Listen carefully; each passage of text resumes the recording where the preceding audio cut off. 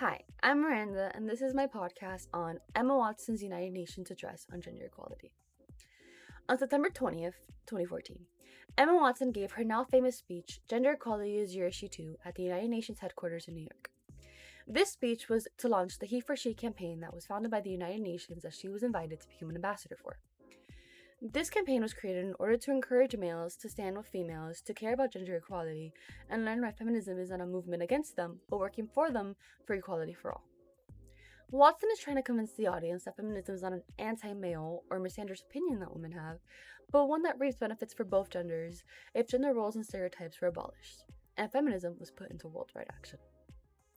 With Gender Equality is Your Issue Too, Emma Watson is able to give an effective speech using metaphors and storytelling in order to call for boys and men to act for gender equality. This speech was presented to the audience in the United Nations headquarters in New York that consisted of diplomats, government officials, and activists and journalists, but the true audience was to boys and men who Watson wanted to get her message across to. This speech was broadcasted online, allowing for a grander audience than just the one in the United Nations headquarters, in order for Watson to be able to get through millions of people through social media and other news sources to hear her message rather than a couple hundred people. Because of the millions of people listening, each person with very different opinions and attitudes, Watson decided to formally invite men to join the cause.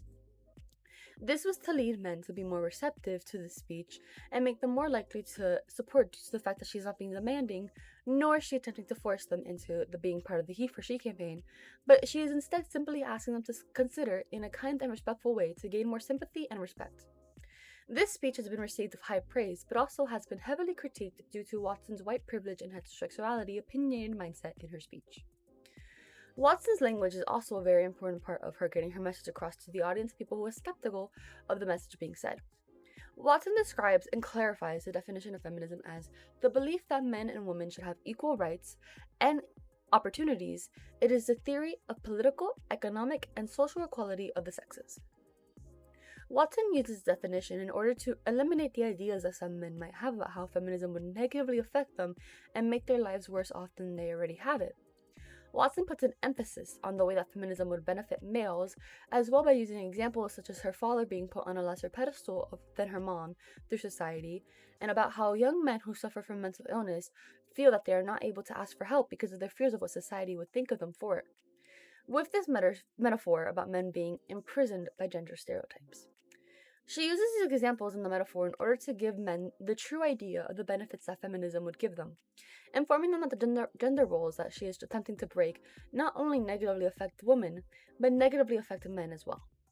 Watson is trying to gain a reaction from men, trying to sympathize with them about the struggles that they face, and make them realize that these struggles that they have are due to society's strict expectations on them.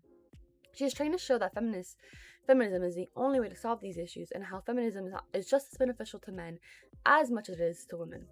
Watson organizes the speech by beginning with how she connects to the matter of feminism and the way that the need for feminism is a global need, to ending the speech emphasizing the need for everyone to come together to solve this issue.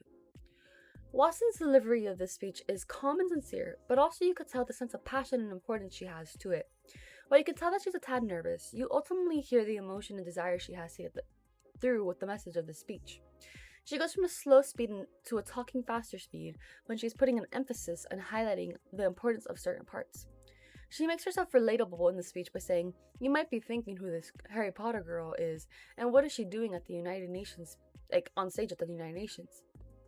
She shows her humility and understanding of people who may be confused as to why she is the one who's giving this speech and delivering this message, but ultimately reminds everyone that the important part is her care for equality issues in the world and her want for solutions.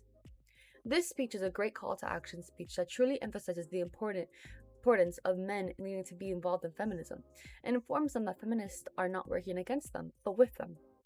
While Watson does have a more simple take on feminism in this speech that definitely can be delved into deeper and more layers of the importance of why feminism needs to be a solution in order to help the billions of women who are suffering due to it, this speech, however, is a good introduction to the main audience, boys and men, who for the first time are learning about the true implications of being a feminist and the reasons why they should be one as well.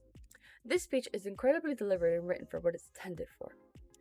Emma Watson's speech, overall, is a good representation of public speaking.